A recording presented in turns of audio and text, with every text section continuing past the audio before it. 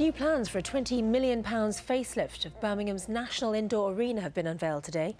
The NIA celebrates its 20th anniversary this year and has hosted more World Championship sports events than any other arena in Europe. It can hold more than 14,000 people, and it's staged concerts by international superstars such as Beyoncé and Sir Paul McCartney. Giles Latcham's been looking at the plans. Coldplay, Sir Paul McCartney, Eurovision. Not forgetting a long sporting pedigree. For 20 years, the National Indoor Arena has been entertaining the public of the West Midlands and beyond. Maybe, though, in places it's starting to look a little tired around the edges.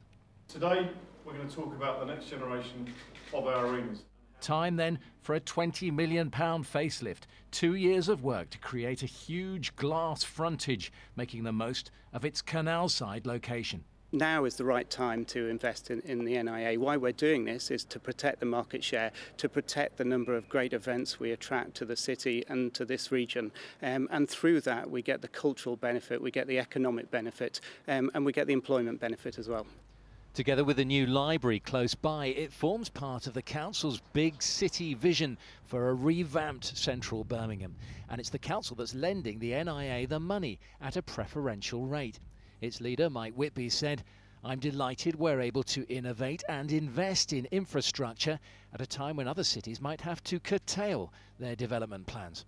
But the point is where the 21 million comes from. But with the council cutting millions in spending elsewhere, not everyone thinks the loan is wise or fair.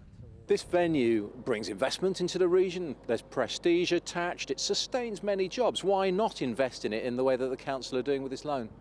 There are many thousands of people losing their jobs, and we're talking about the City Council loaning 20-odd million to a prestige project who could certainly have got the money from somewhere else. The arena's planning to sell its naming rights to help pay off the loan. Building work should start late next year. Giles Latcham, BBC Midlands Today, Birmingham. I'm joined now by Emma Gray from Marketing Birmingham. Very good evening to you, Emma.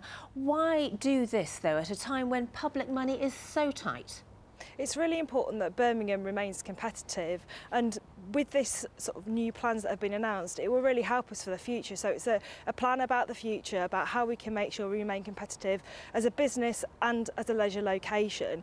We've had a year-on-year increase in visitor numbers to the city, but we need to continually, reinvent ourselves and create new enticing products that will bring people back and get Birmingham's profile really high. And will the ordinary people of Birmingham, maybe don't go to the NIA, benefit from a project like this? The benefit is massive. Obviously, it will provide jobs, but alongside that, when you have the big sorts of sporting events that happen within the stadium, basically you get benefits within the hotel sector, restaurants. It's very widespread, and there's a massive ripple effect from an economic point of view. And when will all this start? It will start at the end of next year, and it's a 2-year project, and we really think it will fit in very well with the major plans that are happening within the city in terms of infrastructure. So we really are quite pleased with this announcement. And will there be any closures to the NIA while this work's going on, or will it remain functional? There'll be information about that throughout the website on the NIA to keep people up to date. But obviously it's important that this work happens, because it really does help from an economic perspective, and it helps revitalise the city. OK, Emma Gray, thanks very much indeed for talking to us. Well, meanwhile, there's